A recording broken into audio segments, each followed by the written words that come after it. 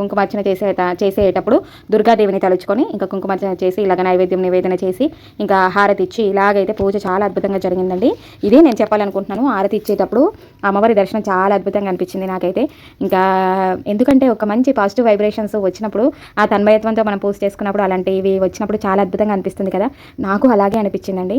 ఇంకా మనము భక్తితో చేస్తున్నాము అని అని అనిపించుకోవడం అంటే గొప్ప అని కాదు, అలా చేసినప్పుడు ఆ ఫీలింగ్ ఆ వైబ్రేషన్స్ ఉంటాయి చూస్తారా, అవి తన్మయత్వంతో వచ్చేటివి చాలా అద్భుతమైన శక్తిని మనకి ప్రసాదిస్తాయి. అంటే ఈ దేవి నవరాత్రుల్లో ఎలాగంటే మనము శక్తి స్వరూపాలు, ఈ శక్తి స్వరూపాలను మనము ఆరాధించడం ద్వారా మన ఇంటికి మనము కూడా శక్తి స్వరూపాలమే.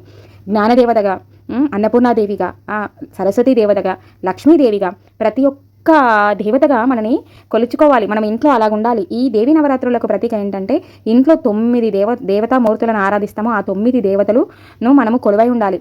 మనలో కొలువై